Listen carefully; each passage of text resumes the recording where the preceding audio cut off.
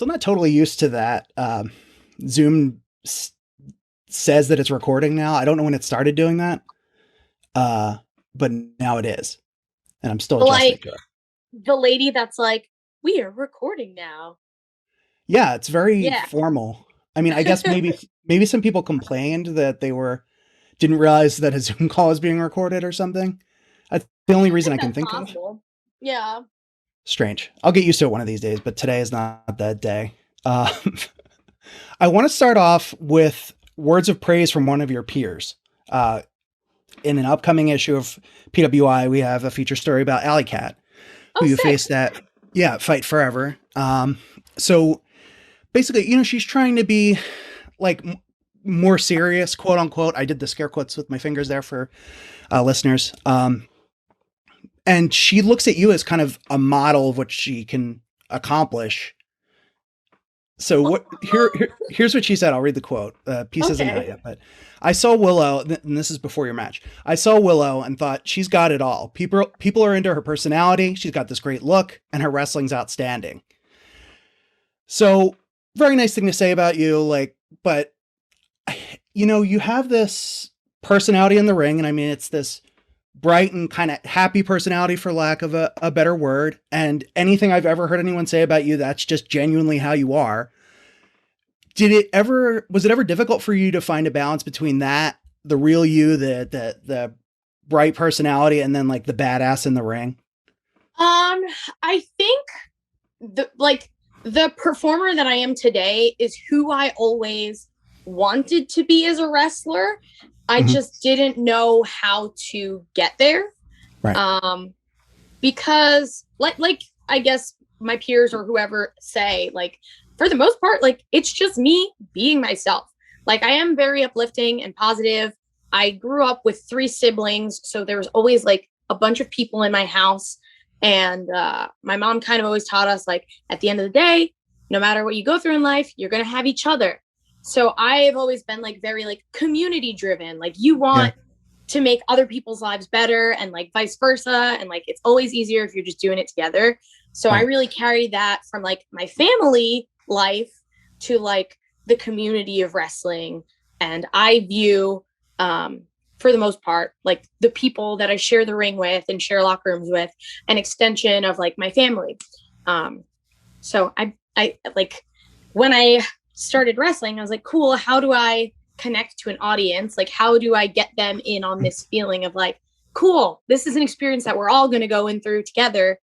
And I feel like within really like the past year or two, it somehow really clicked the level of like connection with people.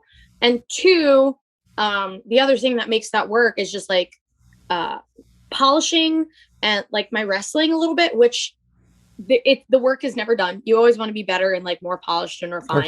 refined. But like really kind of getting to that step where like, okay, this is a believable threat in the ring. So I like, it's always kind of what I imagined for myself. Mm-hmm. Obviously I had obstacles and like had to try a few different things out to get there.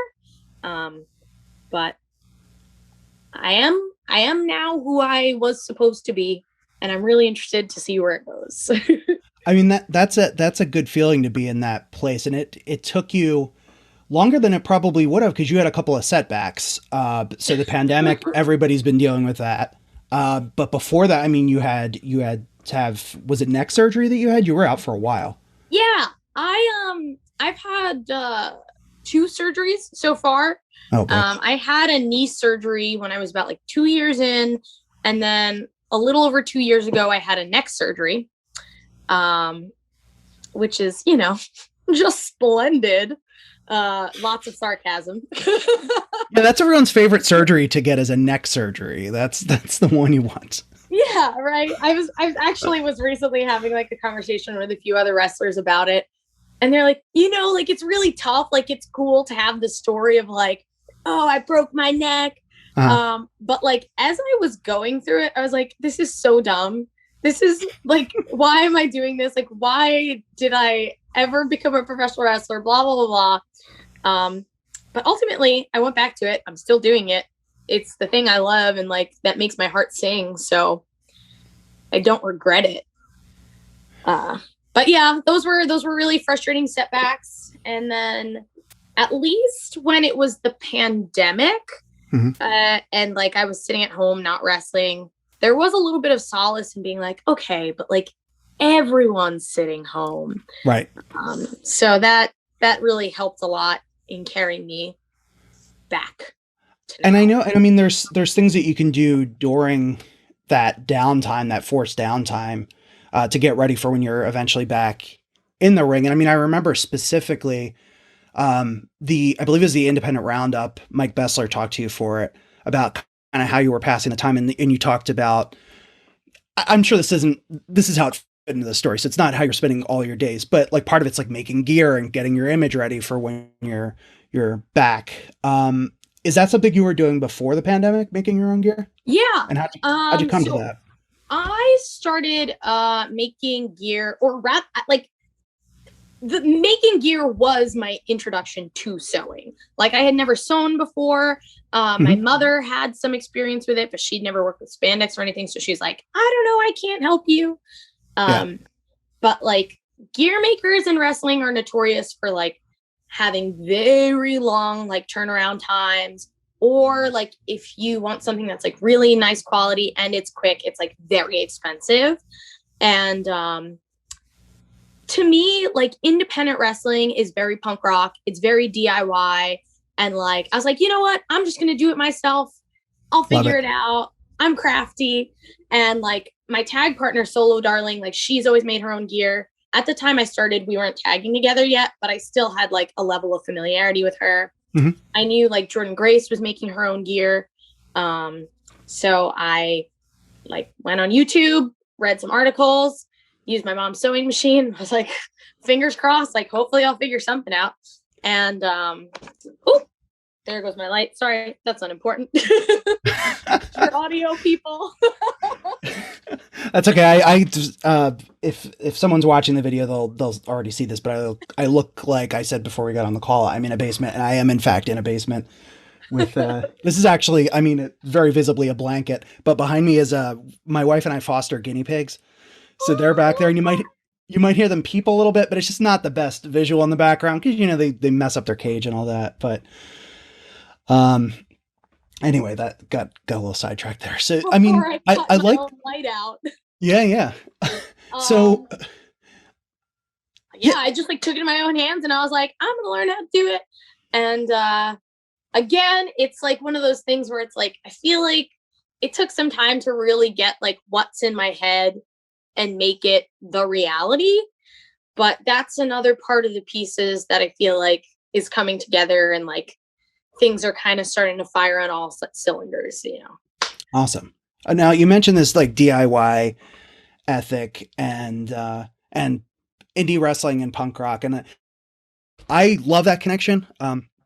It's a big part of why I started this particular podcast, because I'm passionate about that. And for people to see different wrestlers doing their thing, like even our the artwork for the podcast is even like supposed to look like scrappy and all that. Is that a background that you have, or is that just a connection that you made later on? So yes and no. Like I considered myself like an emo kid. Sure. Yeah. You know, I was into like a lot of like mall emo and like pop punk, and like I would go to Warped Tour and things like that. So that's huge, and it could mean anything. And you're definitely younger than I am, so it probably means something very different for you. But what do you mean by that when you say the mall punk and the mall emo and Warped Tour? So like My Chemical Romance and like Fall Out Boy, that kind of genre. But I also worked at a tattoo shop for many years, and like they would play things like, you know, Ramones, Descendants, Lagwagon, like a huge array of different things. I always say like I never got to go as deep into like the punk scene as I wanted to, because my mom was always like, all right, like you can wear the eyeliner, but you can't wear like crazy, like blacked out eyes. Like, you can wear this shirt, but like you can't wear that. And like, you can't get these piercings, which is funny because I became a piercer.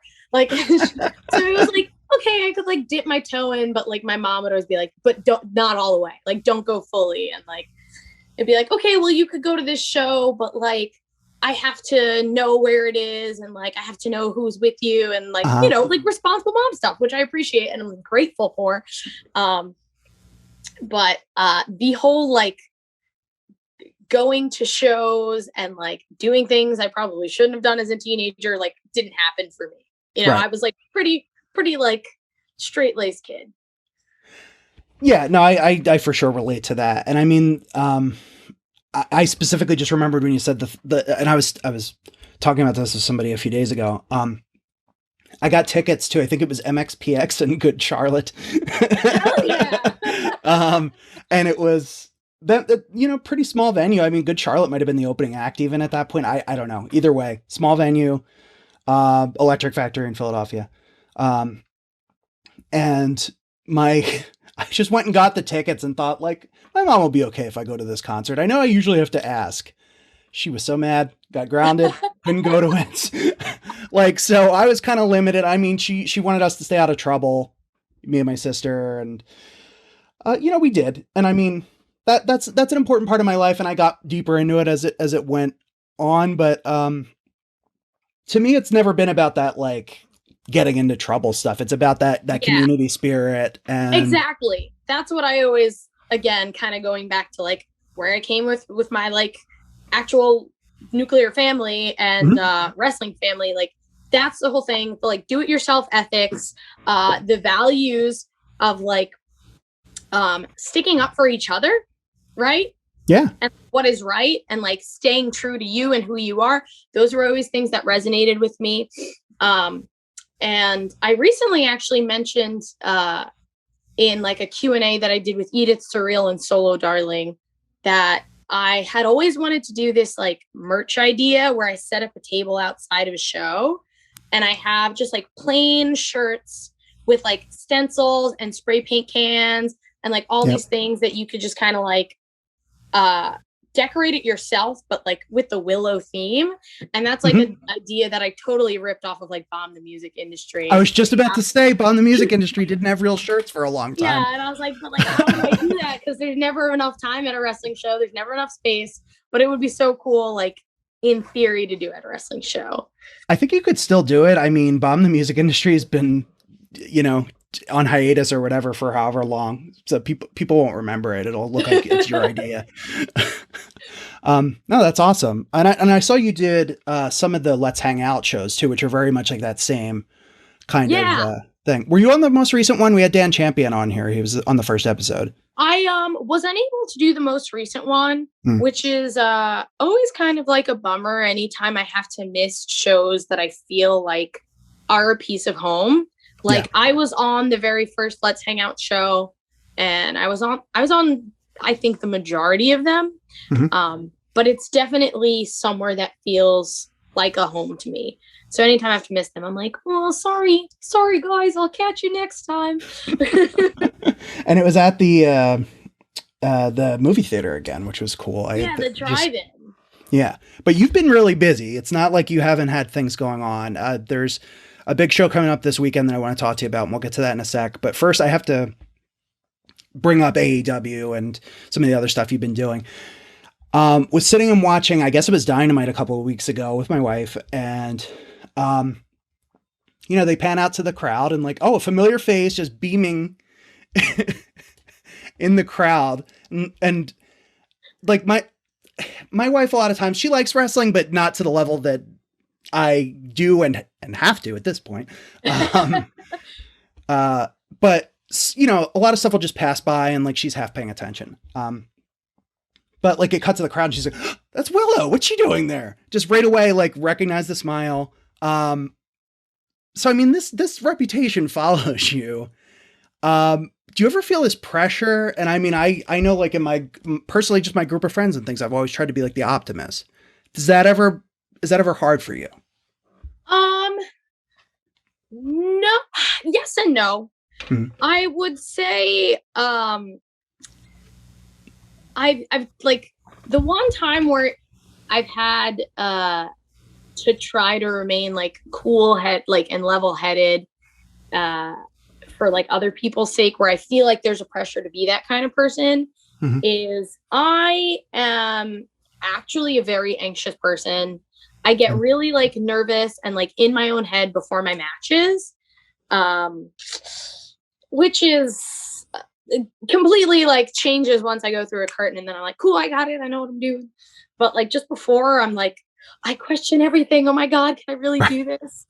And anytime like my opponent is similar and they're very anxious and in their head, I'm like, hey, like, it's gonna be okay. And like I have to like drop the like worrying about myself and be like, no, it's cool, like we're gonna get through this together, like that's really the only time where I feel like there is any kind of pressure to really try and be that person.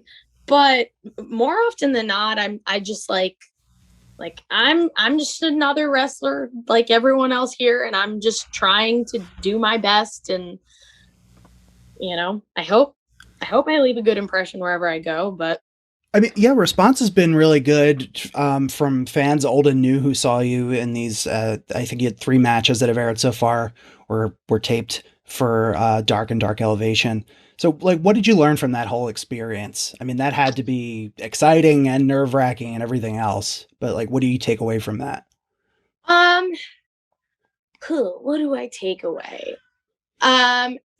So more or less, it feels like the vibe is very much kind of like an indie show where it's like everyone's a family and we're kind of all working together to just make a really awesome show. So there was a level of comfort there, but it's on a bigger stage. There are like more eyes on you.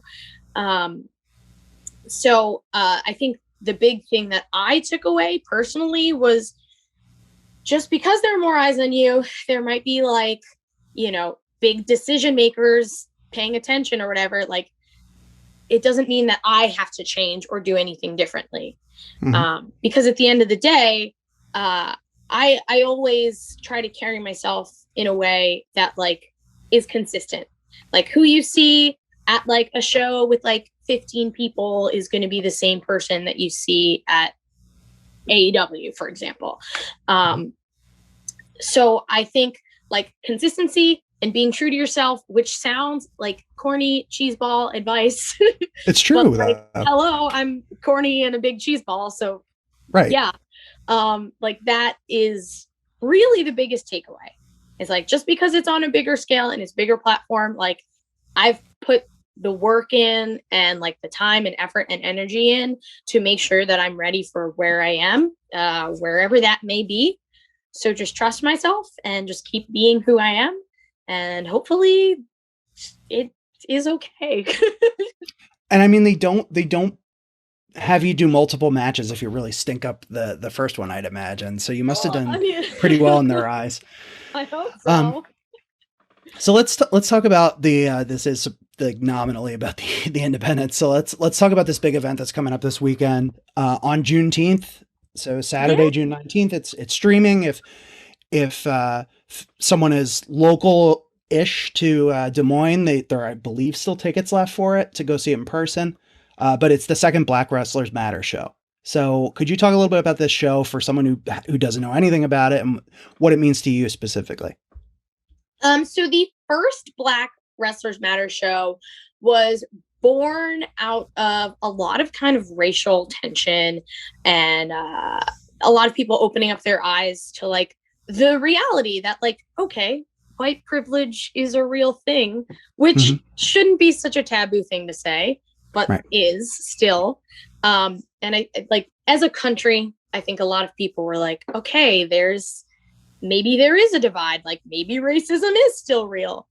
And as with wrestling, it's just kind of like a lens for the rest of the world. Like everything that happens in the rest of our society happens in wrestling.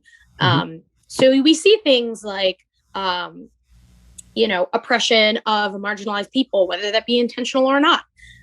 Black wrestlers often being in that situation. There have been like time and time again where I've heard from other Black wrestlers that like they feel like they're only put on a card to fill a quota. I specifically have been told like we don't need you on our card. We already have a Black woman. Like we're set, you know. So it's like that is the reality, and like Right. we are in a much better place the past couple of years than we have in the past. But like that doesn't mean we just stop progress. So Black Wrestlers Matters was kind of born as a celebration of Black wrestlers, because at the end of the day, like, yes, we are Black wrestlers, but we're not only a Black person who happens to be who is a wrestler. Like that's not all that we are as Black. So this show is a celebration for the different array and diversity that exists within the Black community alone, you know?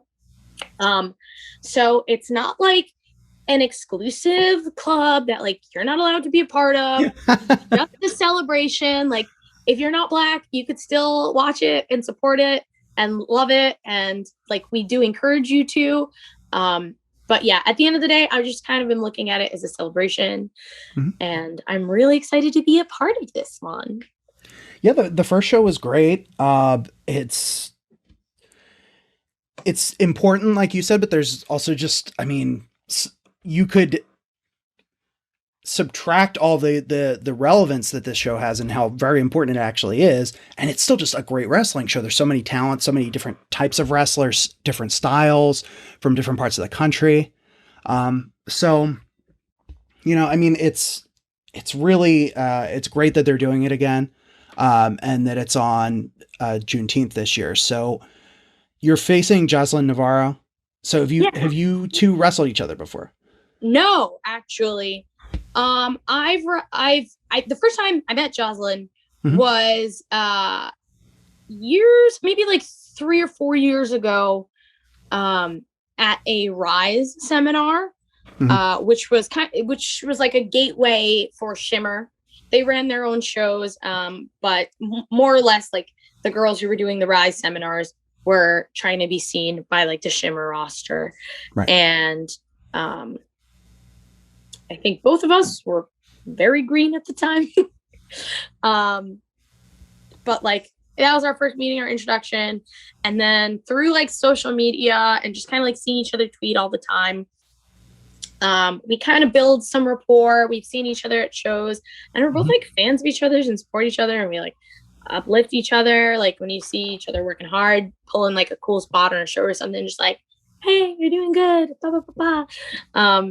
So it's really exciting to finally be able to wrestle her.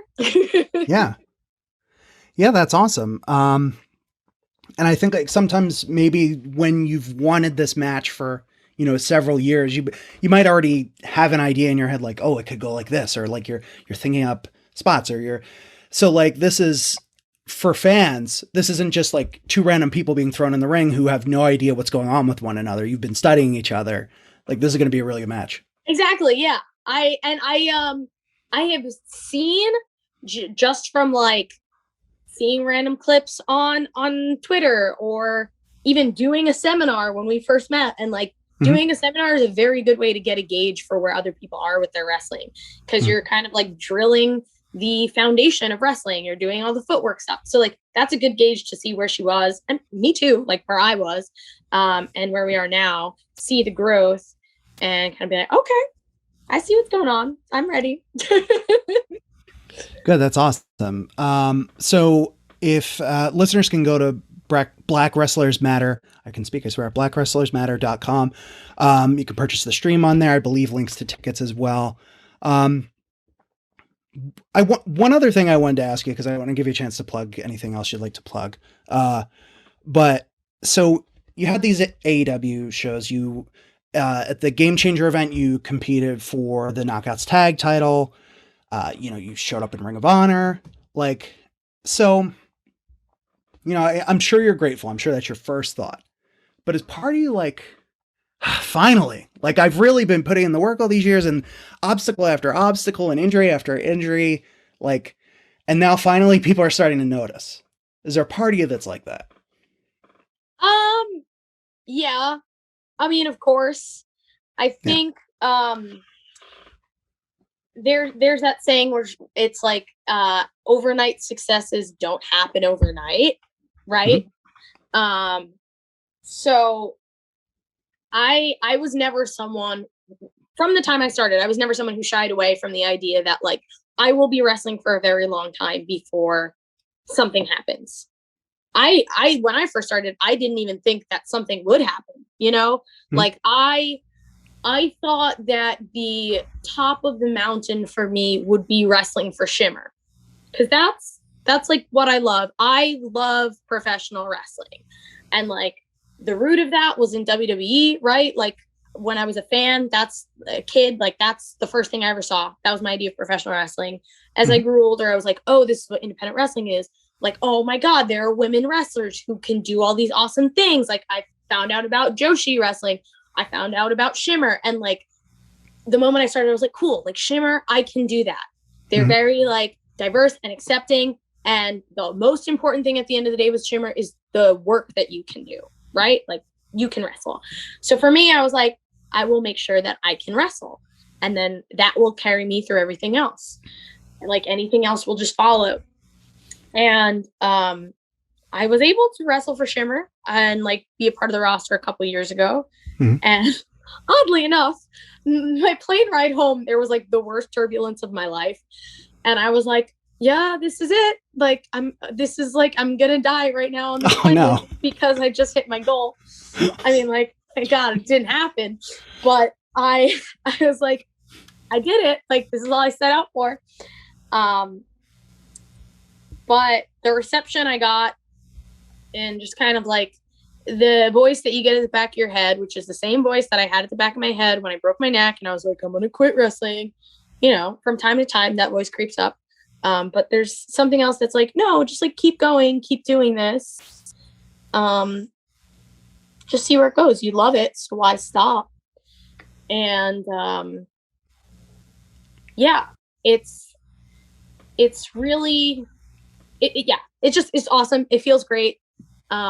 It's funny that you mentioned Allie Kat mentioning me as someone that she kind of wanted to like model, I don't know, whatever direction she's going in after. Cause like, I always look at her and like, I think like homegirl's at the top of her game. Right. Like, right.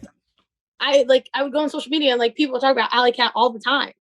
And I really love the direction that she's going in now. Like, I think it's really cool. Yeah, I think we're supposed to call her Allie Katch now. Yes, Allie Katch now.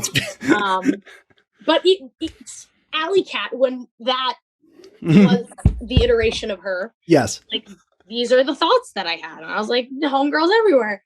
Yeah. And evolution is very important to what we do. So it's interesting to see the evolution that she's taking. And if people are now taking her work ahead of anything else and appreciating that, good for her. Because I know that she is someone who's also always like loved wrestling, like what that is. So I just appreciate her, and I want to put that out. Worth noting too that after the match that you two had at Fight Forever, she specifically singled out as like, why is this person not signed? And like, somebody signed Willow. This is ridiculous. So, you know, it's good that there's a healthy amount of mutual respect there. I know I said I was about to let you plug things, but one thing that you mentioned there that I kind of grabbed onto was Joshi. So, I mean, have you been to Japan? Is that something you want to do? I want to so bad. Yeah. I mean, again, going back to doing the Rise seminars, like I've done, like one of those seminars was kind of like, oh, like you could possibly be chosen to go to Stardom. So I've done that because I want to wrestle in Japan. I've done like the Women of Honor. When the Ring of Honor women's division was called Women of Honor, they held a specific Women of Honor seminar and like tryout for someone to go to Stardom to do a tour there. That didn't pan out for me. And like, you just gotta tell yourself, cool, lift yourself up, keep trying. It's just not your time, kid. And now I'm like, cool, I'm eager. Like, I want this to happen now. Like, there's a bunch of cool stuff happening, but like world open, please, so that I can try and make this a reality. So I don't know. I don't know if or when that can happen, but it's definitely a big goal for me. I mean, I think there's probably a way, because I mean, you're getting to work in all these different places that have connections, not just to Stardom, but Tokyo Joshi Pro, and Got to Move and other places. So like, there's really there's a lot of opportunity, and I think like, yeah, the world is still not open all the way yet. So that's going to happen first. All right. I realize you're busy. I don't want to take up too much more of your time, and you have to get ready for your match this weekend, but anything else that you would want to plug?